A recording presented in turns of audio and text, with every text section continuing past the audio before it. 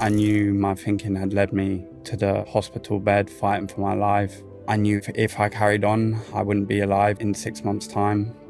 I had lost pretty much everything in my life. I was homeless. I had nothing. This is Rick. At 24, addiction brought him to the edge. Hospital bed, induced coma, 6 months to live. I was woken up. Nurse said to me, "You got 6 months left." It was a part of me. I was almost resentful that the machines were kept on. I didn't want to be here anymore. But somewhere beneath the pain, there was one small glimmer, the belief that he deserved better. I held up my hands. I said, "I can't do this. Someone, please save me." What followed was 9 years of rebuilding, not just sobriety, but learning what it means to be truly alive. Every day I sat with those feelings and didn't grab the next thing. That is the path to your truest self. Today, Rick is the founder of the Recovery Club, helping others break the cycles, confront their truths, and discover that connection is the opposite of addiction. I want the whole world to really reconnect with themselves. Self-love and self-compassion is the way forward. This is a man who survived rock bottom and turned his pain into purpose. And today, he's here to share it with you. Please welcome Rick. Rick, thank you for being here. Thank you for having me. I think you've got a really wonderful story, impactful journey in what it is that you share with your people. I think something that comes up a lot with addiction is how addiction causes loneliness. And we don't maybe talk about that enough, bring enough recognition to that. But I wonder from your perspective and your journey, your experience, what came first? Was it the addiction or the loneliness? For me, addiction, I always describe addiction as disconnection at every level, from self, from others, from the world around us. And for me, that disconnection did come before any substance at a young age. And naturally, like, substances kind of slipped in and made me feel seen, made me feel whole, like that loneliness that you spoke of just disappeared in a moment. And I thought I'd found my lifelong medicine to allow me to navigate the world. But quickly figured it wasn't the best medicine. Yeah. So tell me about that. What was missing in your upbringing that you felt like you didn't have that sense of connection from yourself? Because I know that you said that you had a loving family. Yeah. So it's interesting because addiction doesn't discriminate. It can attack anyone's upbringing. And for me personally, like, I would describe my upbringing as pretty perfect. Had the loving family, was taken around the world, was shown new things, new experiences. And I did feel blessed as a kid, but there was just this emptiness, and I don't know if it's something I was born with. The best way I can describe it is just discontent, irritable, and restless, And even though I was a semi-popular kid in school, it was almost like I knew how to put these masks on to be seen. And throughout doing that, you lose who you truly are. Yeah. Living behind the mask. Yeah. And so when you found, was it alcohol, drugs for you? Both to start off with, yeah. How did that transition go? Because I don't think, no one's an addict right away, right? Is it a creeping sense that you're like, how does that then serve that disconnect, the irritability, the dissatisfaction? For me, the best way to describe it was like that first drink or the first drug. It was like I could finally breathe again. All the anxieties, all the loneliness, all the discontent just kind of evaporated. And yeah, I mean, especially for me being the age I was when it creeped in around like 13, 14, I didn't think I had a problem with drink or drugs. I just thought I had found my solution to the world. So young age. Yeah, very young. Yeah. And many people, everyone's addiction story is different. I'm grateful mine was pretty young and pretty destructive and rapid. Like I was like here and then went bang straight away. Because ultimately it pushed me to a point where I had no choice. I had to change my life.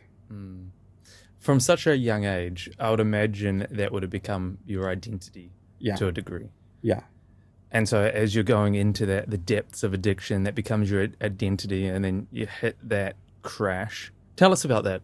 What does that look like that wakes everything up, that changes everything? Because for it to become your identity and then have to make that change is a big deal. Yeah. So there was many crashes on my journey. Yeah. And you'll hear a lot of people in addiction talk about this, a lot of rock bottoms. Just when you think you've got to the lowest point, you come back up a bit and then straight back down. There's always a lower crash. And ultimately, for a lot of people, the last one is death. But to answer your question, mine was just complete surrender. I knew my thinking had led me to the hospital bed fighting for my life.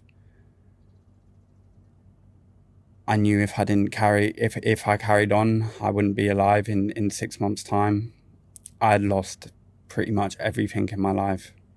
I was homeless. I had nothing. And, ego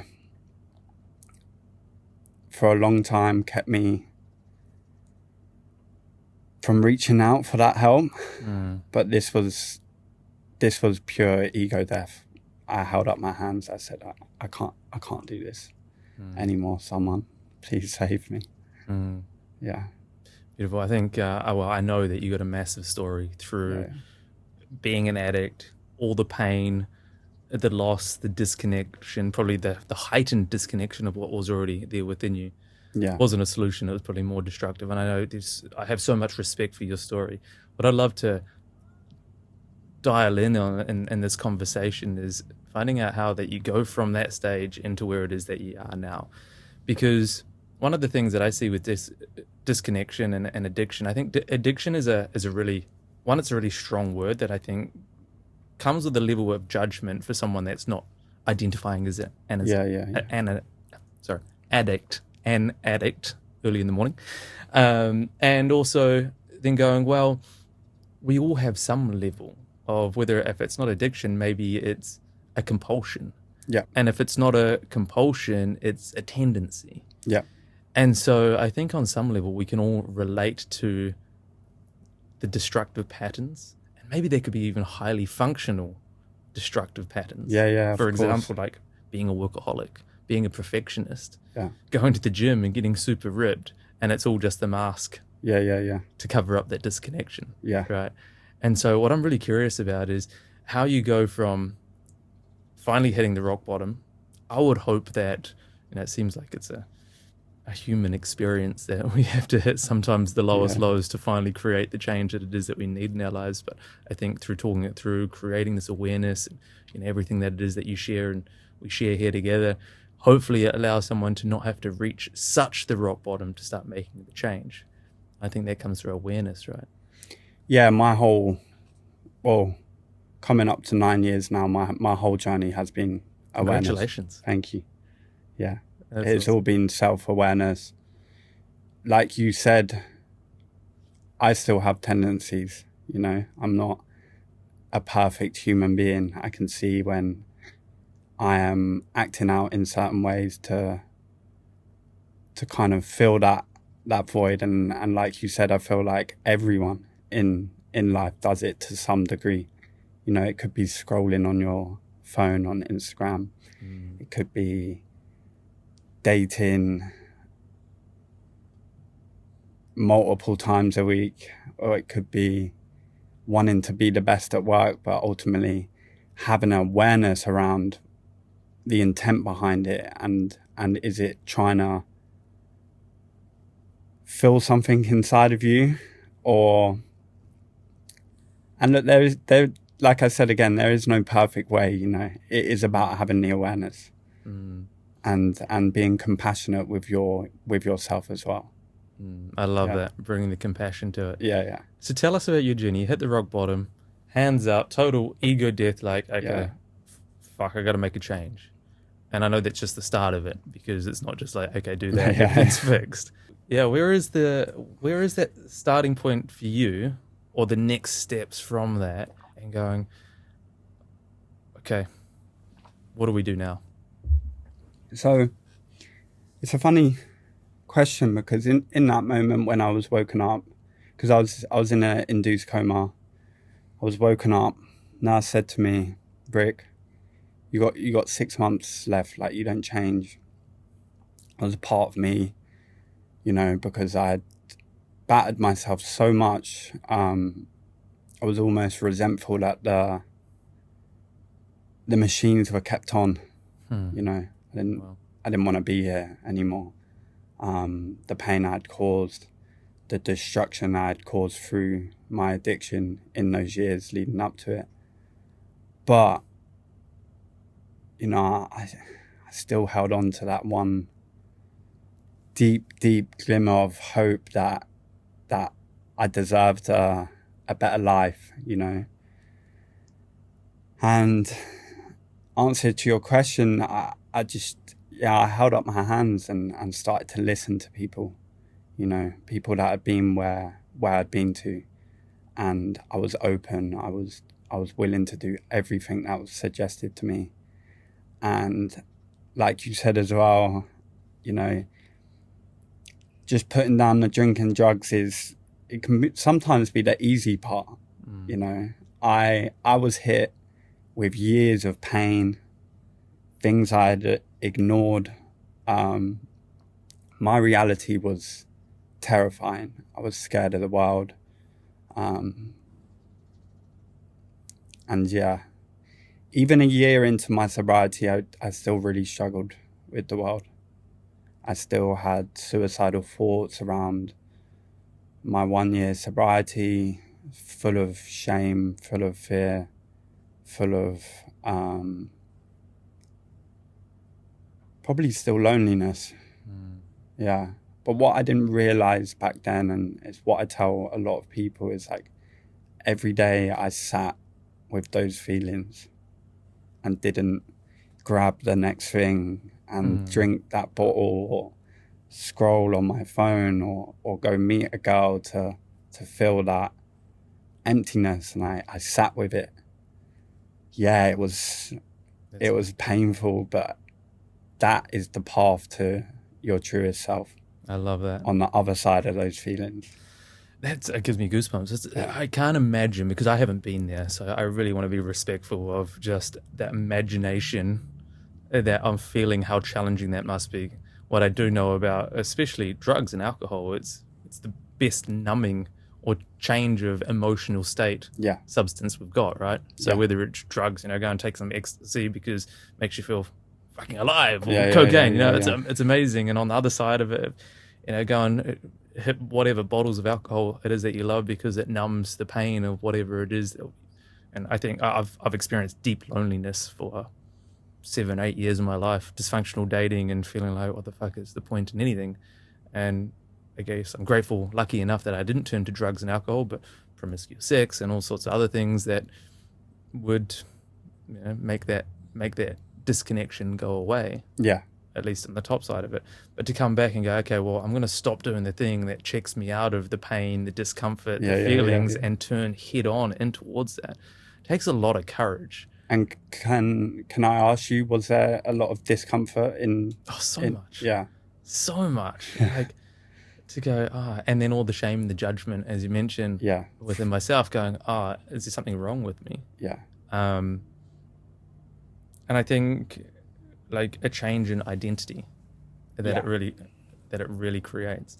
So in your case, when you're sitting there going, okay, I'm going to turn inwards, turn towards the feelings, what was the process? Because and you mentioned there's a lot of fear within that. I guess if you're a drug addict, alcoholic addict since such a young age, at 13, at what point did you have this crash? How many years later? So I woke up from my coma on the 11th of January 2017, and I was 24 at the time.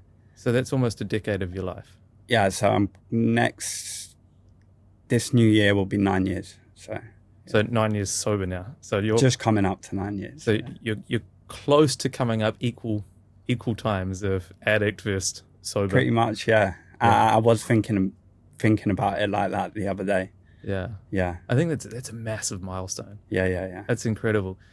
After putting the bottle down, having to face the feelings and see who it is that you are, imagine over that decade of your life, all the things that you didn't face, all the things that you neglected, including yourself, all the things that weren't going well. Like, I can only imagine the level of fear and the shame and the discomfort and everything that you had to face. How did you go through that process without having the crutch that you always had? So, a lot of support, when I held up my hands, I was lucky to go to rehab. I think I could only afford a month. I was in a wheelchair, being like spoon fed, and the month was coming to an end, and I went to the manager's office. I was like, I can't leave here. Like, if I leave here, I will die. And he was like, oh, Rick, you're the first person to ever beg to stay in rehab. Wow. You can have another month. How can people really dislike rehab so much? Because of the pain, the confronting pain. So it's not the rehab, it's the process that is just so challenging. Yeah. Also, I feel like any transformation journey starts with that true surrender, which I'm grateful I got to. Many know there's serious problems in their life and maybe enter a rehab without the full surrender. So, then the willingness and openness to do what's suggested is kind of fighted against, and to look at that deep pain is too hard. So, but for me, I was completely like, I heard the word God. I was atheist. I heard the word God in rehab, and I was like, sign me up. Like, I'm ready. Years later down the line, I'm still atheist, but I found my higher intelligence, higher power, which has helped me. I think we all need something to believe in, right? Yeah. It's to give us the extra power. It's yeah. hard when we say it, never go at it alone. We can make that, our brothers, our comrades, the people that are supporting us, but also I think whether it's a spirituality or something that we can lean towards, not necessarily avoid responsibility of our own part in it, but we can lean towards it. Give me the strength. Help me through this. Yeah. I think, and whether you call it God or whatever it is, yeah. I think we need that through the challenging times. Like what you say is facing the reality, facing our own reality, facing our own truth. I truly believe that's the hardest thing that we can do as human beings, whether it is an addict or, for me, I think it was my self-arrogance and just going, I'm not as good as I want to say that I am.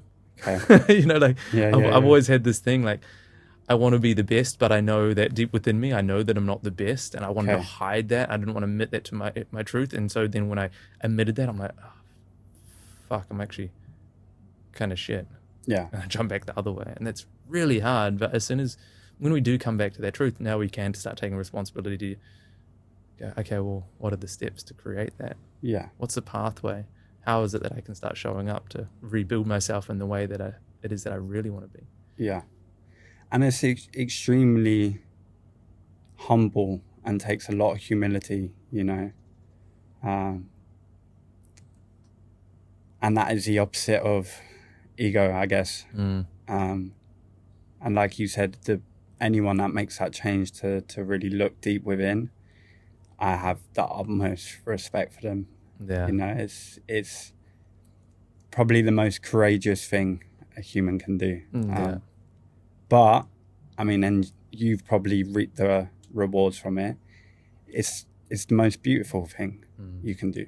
It's that path leads to so much more fulfillment in your life. Personal fulfillment, where you don't need to grab it from external sources. I love that you say courage. I think we get courage mixed up in some ways, from a masculine, hard and strong man. We think of courage as going and fighting the wars or riding the motorbike or, doing the big manly thing. Yeah. Which, sure, it's really great. The courage that's required for vulnerability, that's something else. Yeah. And I think this is what you're referring to there. Yeah. For me, that part, and maybe I'll interchange it with vulnerability, is one of the most attractive characteristics that I see in someone, especially in another man. I don't see it as weakness. I see that as the greatest amount of strength, because I know what it takes to go through, to show up with that level of courage, to be vulnerable and face our personal truths. I'm like, oh, dude, fuck, I love the journey that you're on. Like, thank you for the work that you're doing for yourself, for the people around you, and for the demonstration that you're becoming for others in your path. Yeah. It does something, it lights something within my soul. For me, the most courageous thing, I think, on my entire journey and still to this point, is to be a man and to openly stand for love. Yeah. Like, that took so much courage for me. It's easy to judge that, but for me, that was a big deal. The vulnerability, to not be seen as weak. Yeah. And like you said, like, everyone in our life benefits from it. Not just us. All our loved ones benefit from that change, that vulnerability, I've seen it in so many men that have gone that route, and I do feel like there still is a lot of stigma around it, and men probably are afraid to be vulnerable and look deep within. But like if we want to be good fathers and good partners, like, I feel like it's kind of fundamental to do that deeper work. Absolutely. And as for men, we want to be like good, strong figures, providers in people's lives, and if we have our own demons we haven't looked at, then how can we truly give that to others? I would almost say that true strength isn't possible without vulnerability. Yeah. For many different ways.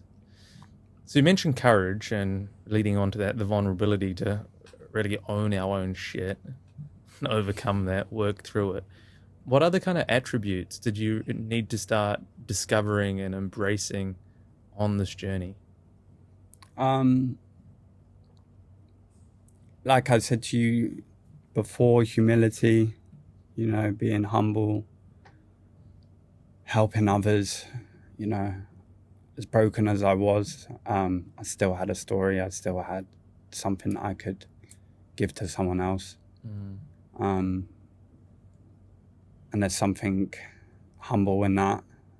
And I like to say to people, like, no matter how broken you feel, you still have a story. You still have something to give to someone.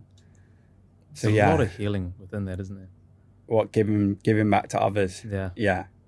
Your vulnerability will help the next person to be vulnerable, and it will help the next person, and we can all heal together. I think that's a wonderful demonstration of being the demonstration. Yeah. I heard Simon Sinek, he talked about it on a podcast I was listening to a little while back, and he was saying how he had a friend that came, a female friend that came to him to help her with some advice. And so he's great, by the way, giving advice and different things, or helping her to come out of the hole that she was in. If you're finding value in this story, I'd love to invite you to hit the subscribe button below. You'll be the first to receive content just like this, honest, relevant, and here to support you on your journey. With every like and every follow, together we're succeeding in our mission and reconnecting the world with what matters most. And that is, of course, each other. Thank you so much. Over a few weeks, I'd meet once a week, and over a few weeks, he kind of realized that nothing was ever changing. She just kept on going around the same loops. And he speaks to this really well. It was a little while ago, so just trying to recall how it went. He somehow discovered that, okay, this isn't working. So what he did, whether it was consciously or unconsciously, he showed up with some challenges. And what he did was basically reverse the roles. She started giving him the advice on his challenges. And really quickly over the next few weeks of meeting, she started changing. She started growing. She started getting out of her own hole and moving ahead in her life. And I was like, isn't that cool? Like, you can serve yourself more and give yourself the healing in a lot of ways, even more through helping someone else than just being the person that's trying to get all the help. Yeah. Did you find that was the case for you? Is that what you're articulating here? Yeah, exactly that. And I feel like not just for addiction, but as humanity as a whole, like, it's important to give back for our own growth. You know, I see it fundamental in my sobriety today. You know, it humbles me in a way to keep me reminded of where I came from and how fragile my life is. And people say to me sometimes, like, "Oh, Rick, why are you giving me all this time to help me overcome these things?" And they don't realize, like, there's a selfish part of me that's doing it as well, because they don't realize how much I'm getting from doing that. Yeah. I think it's important to have that selfish, healthy, narcissistic return. Yeah. If you didn't have that, well, that would be just another form of self-abandonment or self-neglect. If you're doing everything for everyone else all the time and you're not getting some kind of return, reward, growth, building challenge and helping you become a better person, well, it's not going to be functional and serving either. Yeah, and ultimately it will lead to probably burnout, and then you're no good to anyone. Back into the same cycles. Yeah.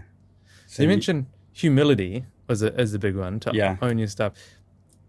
I was watching one of your reels earlier saying how, bringing grit, drive, determination, just to say, and I hear this from a lot of people with other, like about addictions, like, just stop doing it. Bring enough. That wouldn't be me. I'd just stop. As if you could bring enough determination to beat it.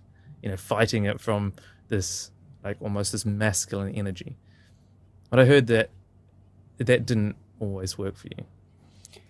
Yeah. So, there was the choice of when my next drink or the next drug was completely taken away from me. And it's what I see in a lot of addiction stories, and it's why I have so much compassion. And I think people from the outset can look in, and especially loved ones, and they can think, why is my son, my brother, my daughter, my sister, why can she not just stop? But the choice has been taken away from them. Alone, they have obsessed. They have to escape their reality. And that's why I speak so strongly about how opening up to other people is the only way you can really break that cycle. Yeah. And it's a scary place to be when the power of choice has completely gone. So opening up how?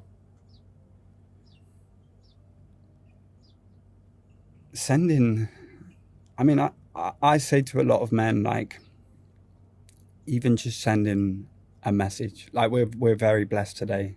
I know phone calls can be quite challenging if a man is struggling. But that one little message, saying, I'm in a bad place. I need to talk to someone. And that one message, that one ask for help can snowball. And you can start speaking your truth, and with the right people, they can hold your truth without judgment. And shame for me was, and what I see in a lot of addiction stories, is the driving factor. And shame, ultimately, it thrives in silence. When we let go of things we have done, when we're open about it, that's when we can start letting that shame go. And there's no better way to do that than talking to another human about it. Shame can't exist in the light. No. Like Pretty much. Yeah. like mushrooms. Yeah. What I heard, like, I think one of the common themes I keep hearing is that shame. Shame. Yeah. The shame. It's hard to like bring a determination, bring a grit to try to like outpace shame. Yeah. Shame is going to kill anything, but the antidote to shame, and you mentioned a few times now, is that compassion. Compassion. Yeah. Is that understanding? Is that acceptance? Yeah. I think that's a really important important part to touch on, with like the attributes that we can start developing within ourselves. And if we don't have it within ourselves yet, is going out and finding the people that can show us what compassion looks like. Yeah. The reason why this stands out true to me is because I truly believed, the reason, I think it was when I was about 29 or 30, I realized that I wasn't having the relationships that it is that I wanted because I didn't know what compassion looked like. I wasn't able to develop compassion or demonstrate compassion. It's just something, I didn't have it. I was like, how do we go about getting it? I want that because I think healthy, functional relationships is going to require a sense of compassion, Yeah. a sense of empathy, a sense of like trying to understand what other people are going through. And so I love that you talk about bringing a softer energy from yourself. But how did you go about, I can't imagine that was probably an intentional, conscious thing to begin with. Were you finding that from others unconsciously, or you're surrounding yourself with others that could demonstrate that for you? Or how did you navigate going from what's already wired within us, this determination as men want to overcome things that wasn't working, that wasn't overcoming the shame, to then doing something else that allowed you to navigate this path? So to find compassion around my shame. Yeah. Yeah. Whether it's compassion, or because you mentioned that a few times, or Yeah, was I there mean, other attributes that came in with that? I mean, for me, compassion is everything to me. Self-love, compassion. Was it always that way? Never. Yeah. So when was that changing point? I mean, like any relationship, even the one we have with ourselves is up and down. The more we put into ourselves, the better we are, and we'll come back down. But the compassion has come over the 9 years. A lot of doing stuff that scared me, putting myself in uncomfortable positions and breaking them old beliefs that I had embedded in me that wasn't good enough for this world. And gym as well, exercise for a man, and just getting myself to be a man where I could give back to my family, because a lot of my shame was centered around the pain that I put, especially my immediate family. And I knew there was no sorry that would make up for what I did to them and the pain they went through. And the only way I could ever truly give back to them was to be the best version of myself. And I knew that meant letting go of shame and finding compassion around it. And don't get me wrong, like, I still have moments of shame, especially around my family. My mum witnessed her son have his first seizure at like the age of 20, and I can still see the look in her eyes when she thought she was going to lose her son that day, and then that carried on for another 5 years. I can sit here today and I can beat myself with a stick with it, but it's not going to serve me, it's not going to serve them, it's not going to serve anyone in my life. So I had to find that compassion. Yeah. Is there a level of forgiveness in that as well? Definitely. Yeah. Definitely. Self-forgiveness. I love that. Yeah. A lot of people, when we think about forgiveness, it's always about forgiving someone else. But ultimately, all forgiveness is about forgiving ourselves. Yeah. Who do we really need to forgive? It's about ourselves. And the actions that we took. One of the things, when people ask me, how did I discover that compassion? And it's I don't know the code to it. I don't know how to go and teach compassion to someone.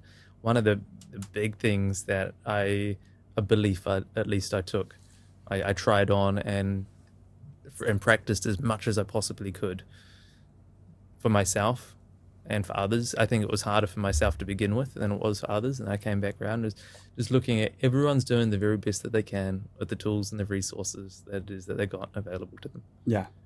And I started looking and so I was full of judgment, so much judgment, which I think is ultimately self-shame as well. Yeah. And I was like, instead of judging people, just getting curious. That was the other thing, curiosity, and a level of going, you know what, if they could do better, they would be doing better. Yeah. And I tried that on as much as I could until I could start bringing that line to myself.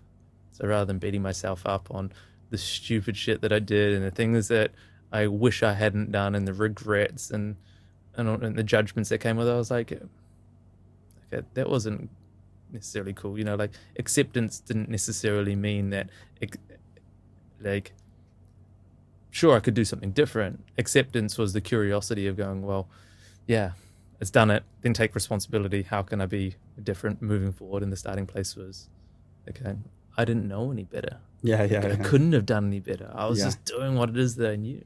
Yeah. And that was the starting point for me. Did you have any kind of realization or something that really helped you move through that process, especially in the early days? A tool for me, and I think it's similar to what you said. It's like everyone has their story. We're all a result of our experiences in life. Especially if I felt like someone had done me wrong, I could switch to compassion so quickly and easy in my life today, because I always try and look at like what's happened in their experience of life for ultimately for them to act that way. And I feel like when we look at it like that, we can look at it with such more compassion, and I even have it with family members, like, sometimes the way they talk and tell me stuff, it's like, a bit like, oh, okay.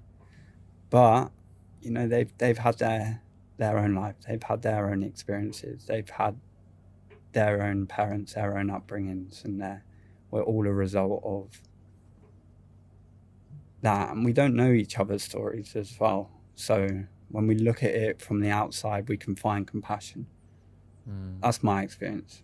And I kind of look at my old life from the outside, like objectively as well. And I look at younger Rick, the 10-year-old who was semi-popular at school. Yeah, he felt a bit lonely, and, he just wanted a nice, good life. And he went down a horrible path, and I have compassion for him, even though he did some pretty messed up stuff. At 10 years old, probably didn't know any better. No. Didn't know any different. And I didn't project that for my life. I didn't want that for my life. It happened. Yeah. Addiction, I think alcohol, any substance abuse, any kind of addictions, compulsions, tendencies that are destructive, as we discussed, in ways, that really don't serve us, they're really the ultimate forms of self-neglect, right? Self-abandonment. I think abandoning your emotional needs, emotional expression, if you're numbing the pain, you're not connecting with them and being able to process them. So there's a lot that gets bottled up and suppressed. Yeah. I think it's an abandonment of connection, which anytime you see addictions or compulsions high, it seems connection's low. So there must be some correlation between it, whether it's the cause of it or the effect of it, or I think both. How do we go from that place of going, okay, well, rather than abandoning to go, coming back, in your experience of coming back to go, okay, well, I really need to start taking more responsibility for taking care of myself, my needs, my emotions. And I think that's going to lead into relationships as well, because ultimately that's what's going to allow us to come back to feel that level of connection, right? Yeah. Was that a conscious part of the path? Or was that a result of going through this healing journey that you've been I on? think it was a result of digging deep.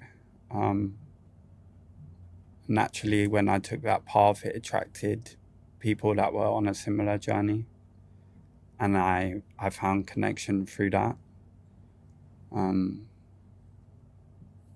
But yeah, connection is the opposite of addiction, and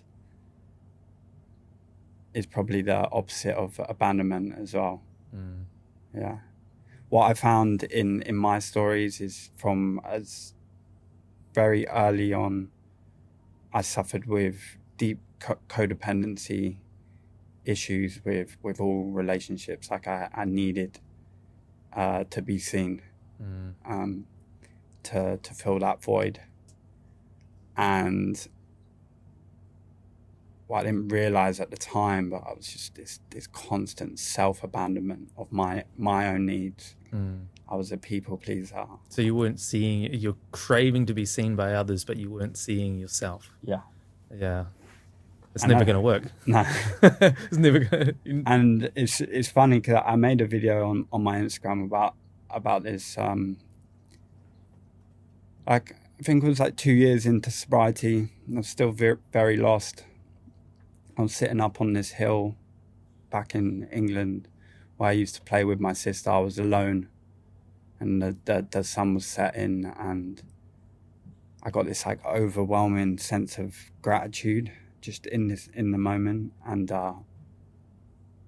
it was like I was finally seen again. Not just by myself, but like by the universe, by the birds, by the grass. So that self abandonment, like, was, I wouldn't say it was over, but it was like I'd finally felt seen again. And in that moment, I was like, okay, Rick, I think life's going to be all right now. Nice. How after how long was that you? About 2 years into sobriety. Okay. Took a bit And of time I hate saying that because I don't want people to be like, well, is it going to take that long? Yeah. Could do. Anyway, everyone's journey is different, you know. Yeah. So, yeah. I didn't go through anywhere near as much as what you've been through, you know, and I don't think there's necessarily a comparison. We were all on our own journey. For me, it was even longer than that. If somebody goes, is it going to take that long? Well, I don't know. See, I've got some pretty strong protector parts that want to, it's weird, wants to keep me safe from those emotional discomforts, but really it's keeping me safe from the life that it is that I want and the connection that I crave. So it took me fucking ages to break through. I think, you know, the ego gets a bad rap. I think I talk about my ego with compassion now, to go, well, it's got a pretty hard job to keep me protected from all those pains and those hurts and the judgments and the shame of the past. And it's doing its very best that it can to avoid me from having that pain again. But it's also when I get past the ego that I can demonstrate and prove to myself and those protector parts of me that I can handle it, I can heal from it, and I'm not the little boy that I once was, that it will be okay. Yeah. I can develop that, and then it relaxes, and I experience a different part. We definitely need element of ego in our life. Of course we do. Yeah. And I think that's why people go, oh, the ego, you got to get past the ego, and it's almost like the ego is talked about as a bad thing, as a negative thing. Not at all. I just think it's got a really challenging job. Yeah. And there's another part of us that can also bring a level of awareness to go, okay, well, and choice and responsibility to go, okay, well, you know, if we don't want the ego there, well, we got to show up differently to demonstrate to the ego or to the protector part that we can handle it. Yeah. And then it can dissolve a little bit. I love what you said about the opposite to addiction is connection. I don't think that is talked about enough. Because, you know, like, let's say smoking addiction, I'll just get the patches. Yeah. You know, or you want to get over. So a client of mine, we're talking about, he had addiction to swiping endlessly on a Tinder or Bumble or whatever the dating apps were, and he wanted, you know, obviously when you're swiping with that, it's instant gratification, potential matches, living in the future of going, oh, look at all these wonderful women that I might be going on dates with. The irony of it, the dopamine. Yeah. The irony of it, never went on the dates. Yeah. Because, you know, it was almost filling that level of desire and need just through the swiping. Yeah. And so he saw that. He's like, okay, I'm going to put that down. I'm like, okay, but remember that what you're craving is connection. You're getting a weird kind of sense of connection through your imagination of swiping. How are we going to replace that level of connection with something healthier? Yeah. And so he's like, oh yeah, okay, good. And I said, I'm planting the seed here. Like, and he goes, okay. And so we designed a plan that he was going to do something else instead. That was going to fill that cup with healthier, functional connection. Yeah. It was about 3 months later. He had a challenge now with binge eating and watching just junk TV. And he goes, now I've got this problem. It wasn't related at all. He didn't see it as a relation. And I said to him, how are you going with that swiping on Tinder, Bumble, whatever it was? He goes, I don't do that anymore. I'm like, what do you replace that connection with? He's like, I don't know. Nothing. I'm like, and now you got with the starting of an eating disorder, neglecting yourself, the junk food, and numbing out on bullshit TV shows. Yeah. He's like, the light bulb went off. Fuck. He just shifted one compulsion to the next. Yeah. And so I love that you come back to going, the opposite, the antidote to addiction is connection. Yeah, I mean, what you explain now is like, I wouldn't call it addiction, but it's the behaviors are so similar, you know, and that's why we can put down one thing, we can switch to another, and luckily for him, he had you in his life that could bring awareness to it, and ultimately that's what this stuff is about. It's about having awareness. Just because I'm coming up to 9 years sober doesn't mean that I don't see myself, you know, acting out in similar ways to that guy sometimes. But it's the awareness, and I'm trying to understand you know, what is the intention behind this, and have I got connection in my life today? Is that missing? If so, how can I improve my connection, not just with others, but with self, you know? That's where it all begins, isn't it? Yeah. I think that's one of the things that I am consciously trying to look towards, and also help my clients navigate towards as well, through their actions. Where is it coming from? Is it a place of coming from self-abandonment, self-neglect, coming from a place of, like, you know, hiding, not taking responsibility? Or is it coming from a place of self-love? And under self-love is self-compassion. Yeah. Is it coming from a place of really filling my own needs? Is it coming from a personal truth? Is that something that I'm craving really deep within inside myself? The difficulty with that is every time that it is coming from the real place, it's always the harder path. Yeah. The easier path is never the way. No. Fuck. Isn't that the fact of life? Yeah. You know, if you've got two options, you look at the two options and you're like, well, the right one is usually the harder one. Yeah. But the beauty in that is, I think, I always joke about this, and I look at it and go, you know, when we've got an obstacle or a challenge to overcome, and when we finally overcome it, you know, the real gift of overcoming one challenge, and as much as I hate this, I also love it, as life goes, okay, here's your gift, a bigger quality challenge. Take this, now you get to handle this one. That's the mindset that I have. I'm like, I get the opportunity to handle a bigger challenge. That's a privilege to me. I mean, it's a privilege to me today as well. It's a hard thing to comprehend and step into. And even now, when I get given that hard challenge, I'm like, fuck, I don't want to handle this. Yeah. And then there's a part of me that goes, well, you kind of asked for it. You want to get better, right? You want to grow. You want to have a better quality of life. I just see it as like life is a game. You know, when you overcome one boss, okay, you've got better, you got stronger, you become more competent. And then you're like, but there's another boss. So we got to go Yeah, through yeah, life and keep leveling up so we can take on the next boss. If it wasn't that, you wouldn't play the game. yeah. It was funny because I was thinking about this the other day as well. I was thinking about it as like stepping stones, and some are real challenging, big leaps. Some are shorter and easier. But then I was also asking myself, I was saying, Rick, when do you take a moment just to stay still and maybe turn around and look at the ones you've achieved, because there's importance in that as well, and the people I help as well. And I believe that's a lot of where self-love can come from, is acknowledging how far you've come, and being proud of the person you are today. And it isn't always about, it's good to have them next steps, but also embrace what you've achieved, It's so important. Self-acknowledgements is one of my favorite topics of conversation. Yeah. I think a lot of people are expecting or assuming and perceiving that they can only not acknowledge themselves once they've won. I think we can acknowledge ourselves every day for the way that we're showing up that's in alignment with who it is that we're becoming. Yeah. I don't think it's that we could do it. I think we should do it. Yeah. And I think it's also so important to, so people say, don't look behind, that's not where you're going. But if you're not going to be looking at your past trajectories and where it is that you've come from, it's likely to keep repeating the future in negative ways. Yeah.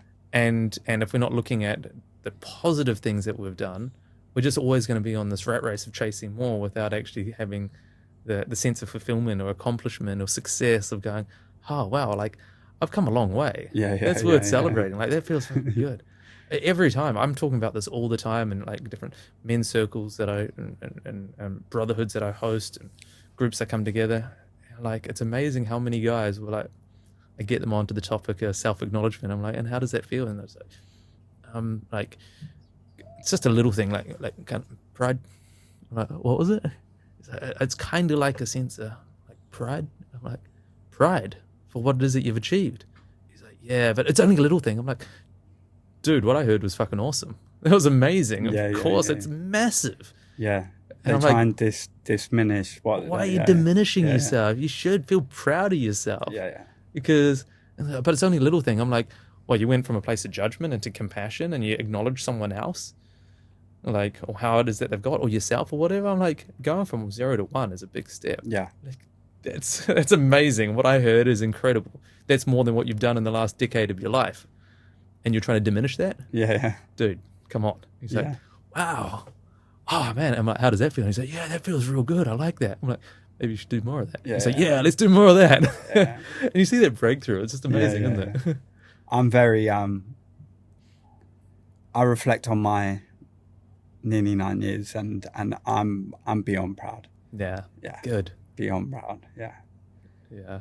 And like recovery, sobriety for me was, I always told myself I wanted like a normal life. I wanted to go explore the world, and like I had like dreams as a kid that honestly I just thought would never happen. And in the 9 years, like without realizing, I've achieved all of them. And to look back at that 24-year-old boy that was lying in a hospital bed that resented the nurses keeping the machines on, to now here being in Bali, like helping others, it's like, how can I diminish that? Yeah. So what is it through the Recovery Club? It sounds like it's amazing movement. I love the support that it is that you're giving and showing up and being that demonstration, as well as being on your journey at the same time, not having necessarily have arrived. I'm not sure any of us ever arrive, and I know that you acknowledge that as well, coming from a place where you can help, where it is that you are. How is it that you're supporting? Who is it that you work with, and how is it that you support primarily through the Recovery Club? So the Recovery Club for me was always about, building awareness around my story and my awareness around addiction. You know, my main goal was to always, I wanted people to feel safe about opening up about their struggles. And over the time of running the recovery club, I always say we, because recovery club I always looked as something bigger than me, but it is just me. But I help people with addiction, you know, who are deep in it, because a lot of the words I write relate to people that have been to the dark places I've been to, you know, and a lot of people reach out, and yeah, I take on people that have tried. Maybe I won't mention the other methods here on the podcast, but there's many resources out there to help addiction, and maybe people that reach out to me, they've already tried that, and they've come to me and they want to be seen, they want to be heard, and I can sit down with someone and I can listen to them, and there's no judgment, because ultimately I've been there. And connection is sobriety. Disconnection is and I feel, I mean, the people I work with, we've had amazing stories. You know, one of my clients, he won't mind me speaking about this, but he's coming up to, I think, 8 months sober. He just got his green card. He's been living in America for like the last 10 years. And he's just flown back to Ireland this weekend to meet his son and to take his son around Europe for a couple of weeks. And he's been sending me pictures of him 8 months sober with his son, traveling in France next to the Eiffel Tower. And it just, yeah, it's beautiful. Man, that must be so fulfilling for yourself as well, to see that transformation within others. Being able to use your own experience to go through, and really, I love what you said, is helping them feel seen. When I look through your content, I don't necessarily relate from an addict perspective, but I relate from a connection experience. Of going like how disconnected and lonely I once was, and hearing the pains that you share. So for me, it looks so vulnerable. I'm not sure if it feels still vulnerable for you if you've gone through the healing, but like it triggers that vulnerability within me, and the parts that haven't healed within me, to go, this guy gets it.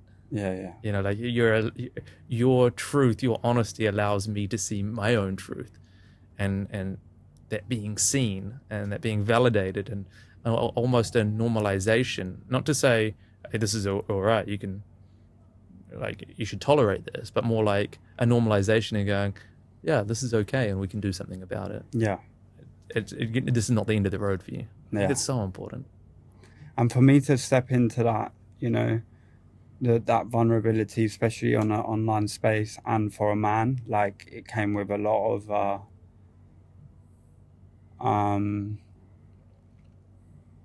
reservations in myself. And the reason I like your content so much is you talk a lot about relationships and developing as a man to be the best version of yourself in a relationship. And, you know, even I worried about being vulnerable online. Would it affect my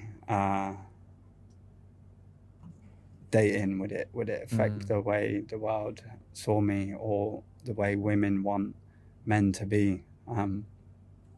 But ultimately, like, I'm just speaking my truth, and, you know, when we do that as men, the right people come into our lives. And so what was your experience of that when you showed up? I mean, in the way that you did? I'll be real, like, some women see it. They see my vulnerability on that page, and they hate it. and that's fine. That's fine. In what way? How do you know? I had a few a few people, women obviously see it and instantly stop replying to messages, or even just the other day, someone asked for my Instagram and I gave it, and then they said, "Oh, you're definitely not my vibe," and that's okay. They're not my people. Yeah. Old me with no self-esteem would have been like, because everyone needs to be your vibe, right? yeah. Man, that would be terrible. Yeah. Imagine that. But overall, and I did want to speak on this on today, like 90% higher women these days, because a lot of men come to me and they speak about dating in sobriety and how does that look? Is the other going to judge him? And no, it's extremely respected in my experience. A lot of women really see the power in a man deciding that this thing wasn't good for them in their life, and they went away and they did deep work and they came back from it. Yeah. So, yeah.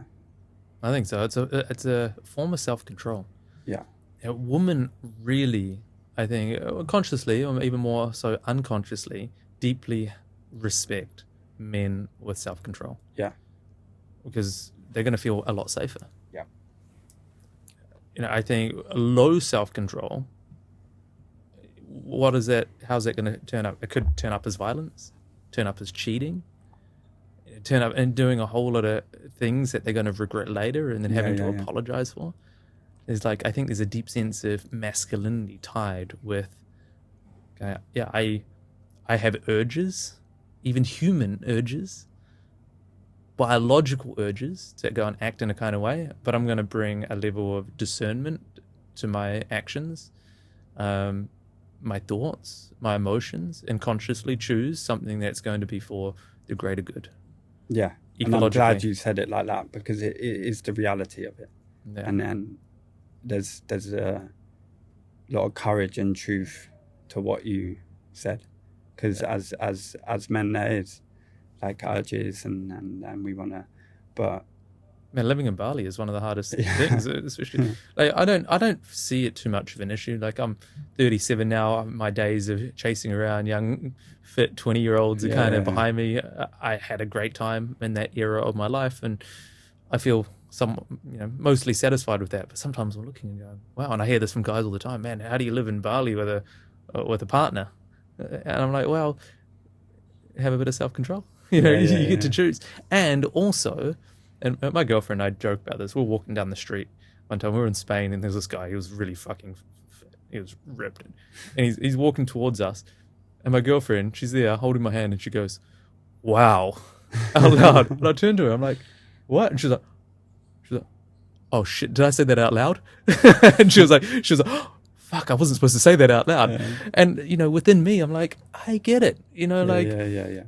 When there's someone walking that looks really fucking hot, you're going to look, just because you're in a relationship, it's not like you're not going to, that's not going to trigger something within you. The funny thing was, for the next half an hour after that, she was finding nice asses and nice boobs, and she's like, baby, look at this one. Oh, look, that's a nice ass, right? She's trying to make up for it to give me permission to go and look at the ass. Yeah. It was quite funny. But I think it's really important to show, when it comes to this, going, okay, I'm sober. I've made this decision for the benefit of me because I'm taking care of myself. This is the best version of me, to show up that way. Yeah. And for the women that they either judge it, they don't respect it, whatever, they've got their own opinions about it, well, that's fine. All good, that's them, that's their life. Yeah. It'd be weird to try to impress someone that doesn't have the same value set as you. Yeah. That's never going to end in a healthy, functional relationship. Yeah. You want the person that goes, oh, really? Either tell me about that if you want to be listening about, or, and share your story, or they're like, awesome. Good work, man. Yeah.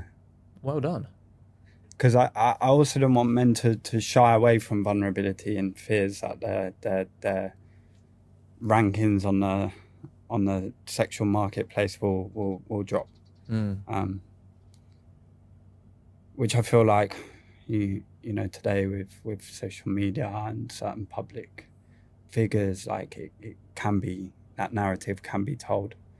But ultimately, if being a vulnerable man and talking about your hearts and wanting to fix them, it's going to make you a better person in the long run. And I mean, personally, for me, like I'm striving to, I want a family one day. I want to be a father. I want to be that. And I got to do a lot of deep, heavy work on myself, and I want to be the best version of me to bring that family up, you know. And if that means getting vulnerable, then I get vulnerable. Yeah, sure. I think that when it comes to being vulnerable with emotions around women, there's different ways we can do it. I think there's a narrative where vulnerability within men, it's being called for. I think that's a good thing. But most men haven't had the demonstration of how to be vulnerable, how to express their emotions. And so when we're called to do it, like, oh, well, we're supposed to express our emotions, let's go and do that. The way it comes out is not emotional vulnerability, it's emotional immaturity. Because we're still doing it from a place of being a 5-year-old or a 7-year-old or a child that hasn't learned another way. And that's not judgment. No. It's just, I think that's a reflection on our society, because we haven't had male role models in our life to show us what a healthy demonstration of emotional expression is. It's not always appropriate to go and express your emotions around a woman or a partner. That's not to say don't be vulnerable.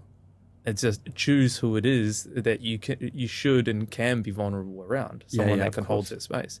So an example is, it's not emotional vulnerability to go and dump all your anger or your frustration or your rage or your sadness or your grief and your guilt or whatever to some random person on the street or some random person at a party or at a cafe. It's not the right person to do it.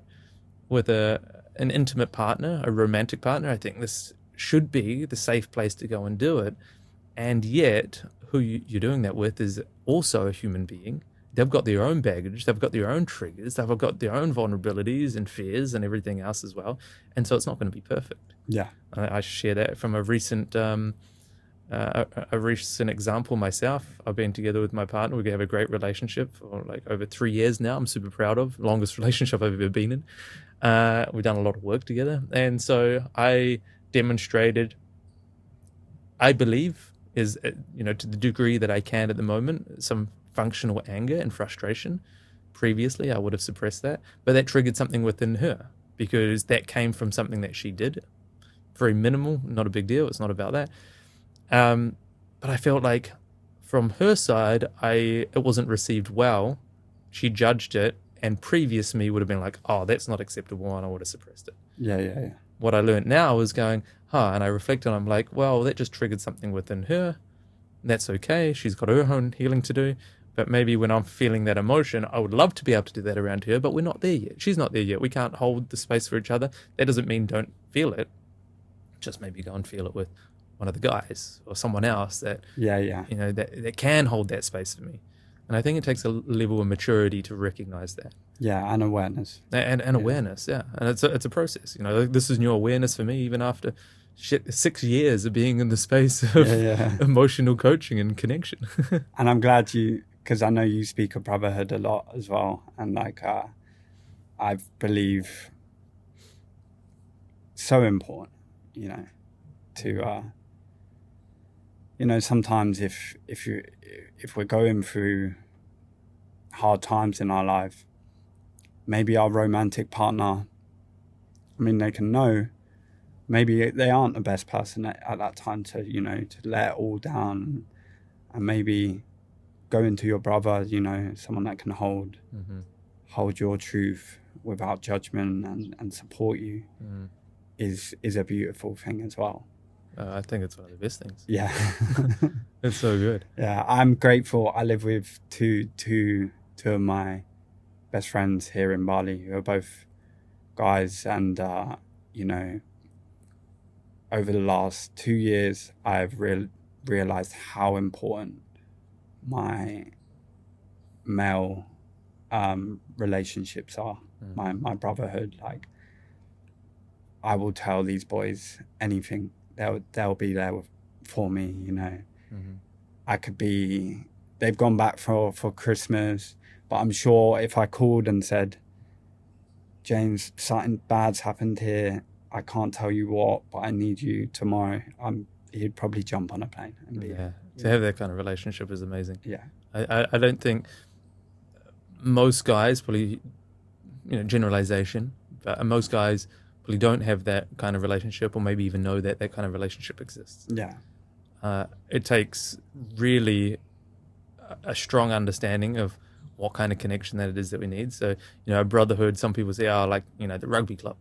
Yeah. I don't think, like, I've seen what happens in the locker rooms of rugby clubs, and, the hazing processes, and it's super destructive. Yeah. When they talk about toxic, environments, you can have the fun and you can have the games and that kind of thing, but like, if you go into, those kind of environments, you go, look, I'm really hurting at the moment, I'm really upset or whatever.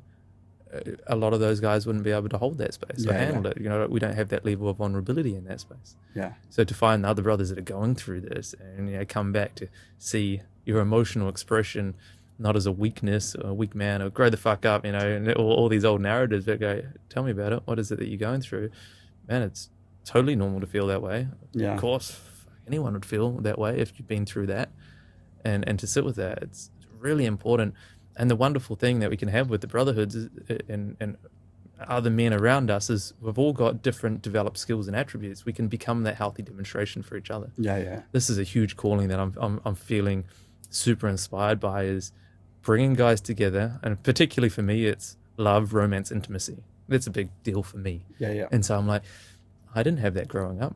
I don't even really see that many guys around me that really demonstrate that. So one, I want to surround myself with other guys that are on this path for my sake, but also helping other guys step into that. So then there's more guys that are demonstrating these kind of values and attributes and characteristics, and to level up the society that we have, even as small as it is around me. This is my mission. Of course.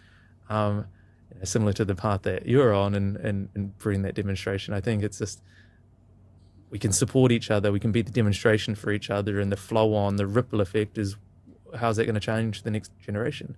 Yeah. It's going to be serving. So my hope is that the next generation of boys have an influence and a guide and a mentor and the demonstration that I didn't have, so then he won't have the challenges that I had growing up. There'll be a different set of challenges, of course, there always is. I get that. But, I think that's part of my healing loop. This is why I also love coaching. I coach a lot of women, but coaching men particularly. There's particularly guys that are going to become fathers of some nature. Like, you become the father that I wish that I had. So then the boys that you were a father to have that experience that I never had, that I wish and I crave and I longed for. Yeah. I love this journey. That's beautiful.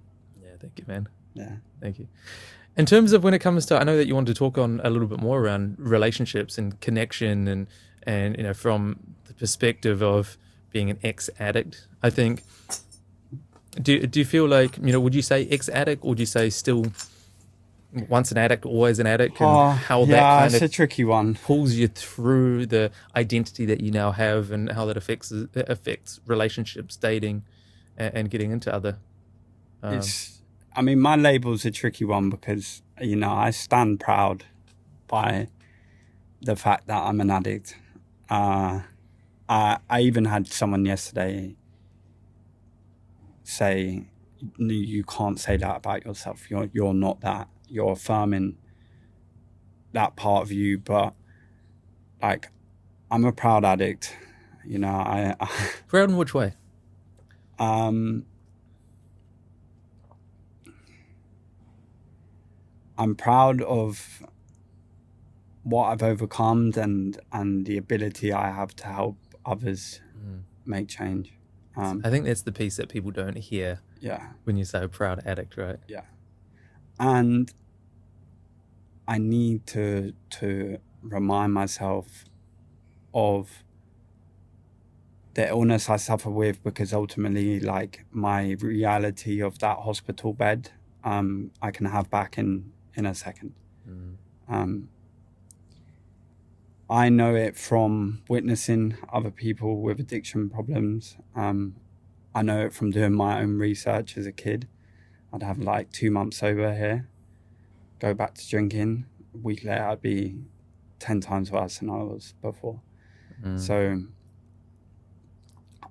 I identify as an addict just to remind myself, Rick, like, you can't go back there. But a proud addict. Proud. I love that you bring that in. Yeah, I think if people hear that proud addict as if you're proud of the destruction or the hurt or the pain that you've caused. As soon as I hear that, my mind goes directly to that whole thing of proud addict, because you're probably proud of who it is that you've become in the face of all that challenge and what you've overcome. And the presupposition within that is like, well, once an addict, always an addict, and I can appreciate that. Yeah. It doesn't mean that you're being an addict right now.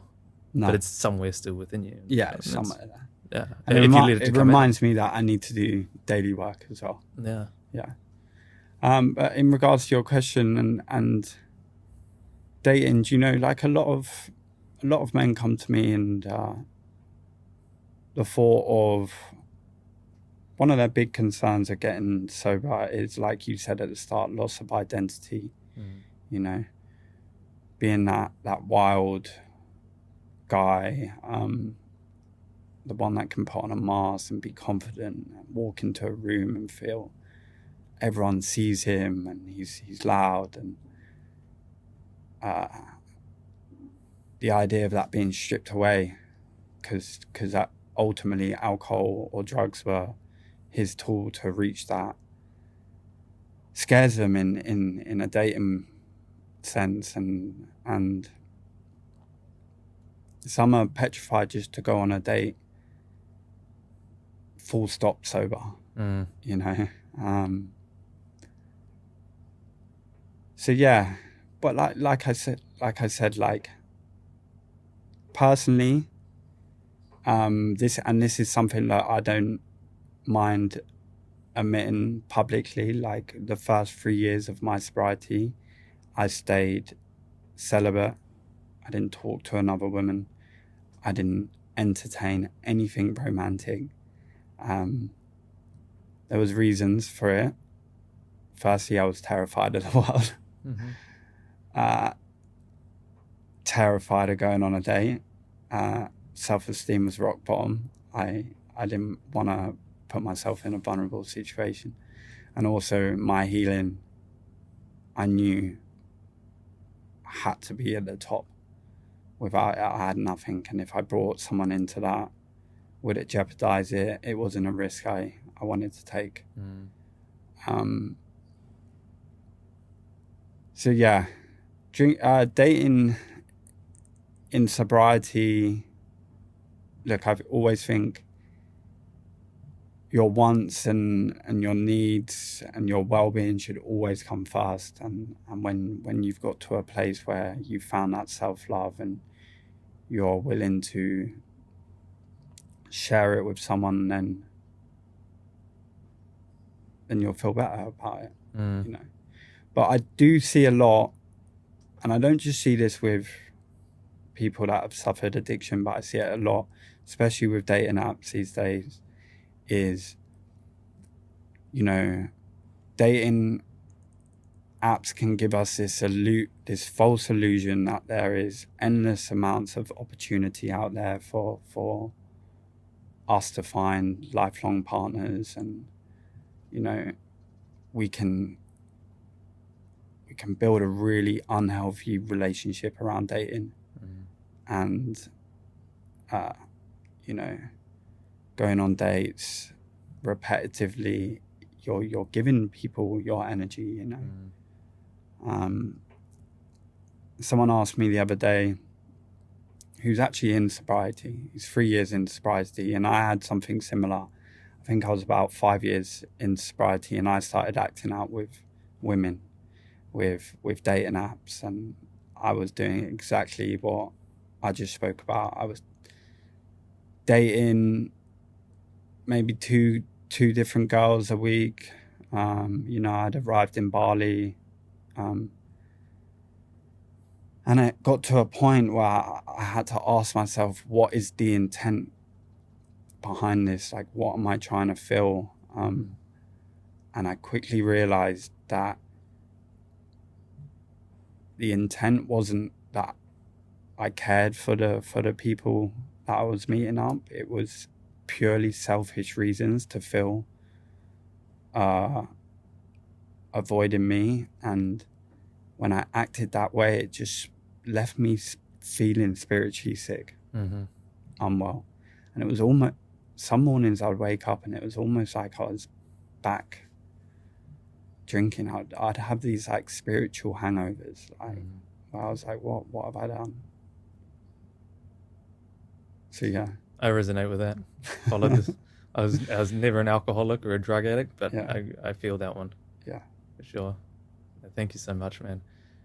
It's such a wonderful conversation, and I think a really important one that we're going to keep coming back to, and sometimes rediscovering for ourselves, and also just discovering generally with each other, and bring more awareness. It's like one of these things that if we don't have awareness of these loops and these patterns, we can't take responsibility for them. We just keep getting the same outcomes over and over again and wonder why things aren't working, and start thinking, well, is it me? Am I broken?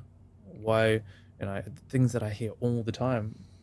People will say, the dating culture sucks, the apps are broken, it's the culture here in Canggu or Lisbon or Tulum, Colombia. Oh yeah, I think I saw a post the other day mentioned Tulum, Bali, Portugal, Lisbon, Well, the common denominator between all of these, I joke that people come to these these towns or these places in the world because they're seeking freedom. What I see is it's escapism.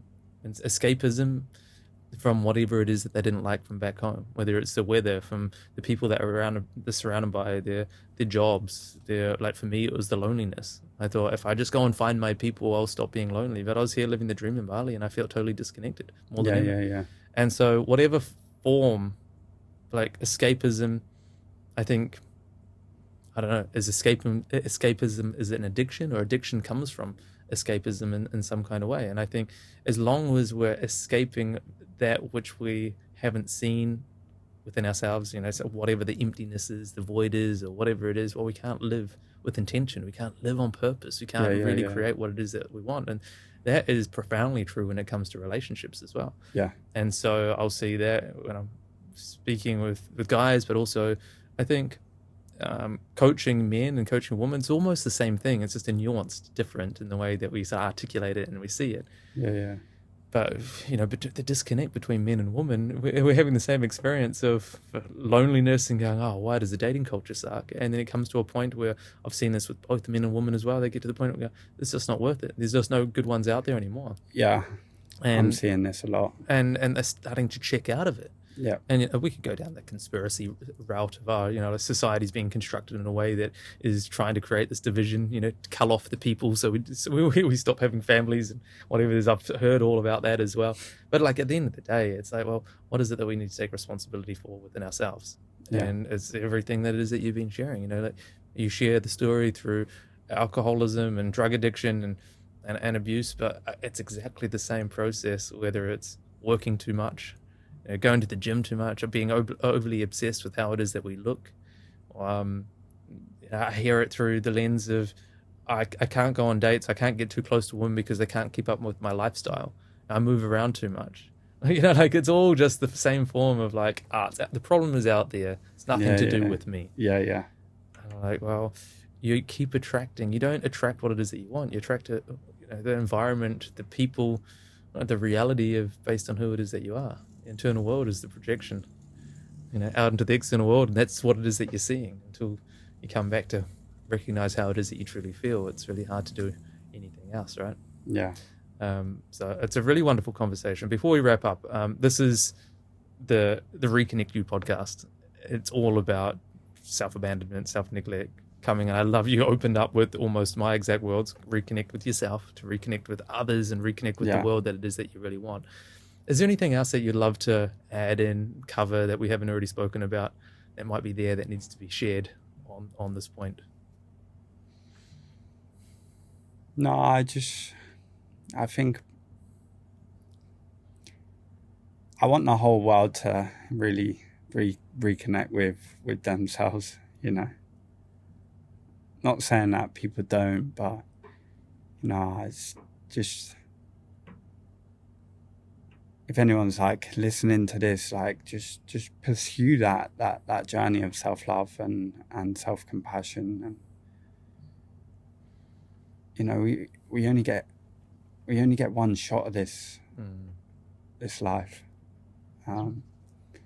and I'm extremely grateful for ending up in that hospital bed. I know some people listen to me here say that and they go, Rick's a bit sick for thinking that, but it really gave me perspective on life. It gave me an opportunity to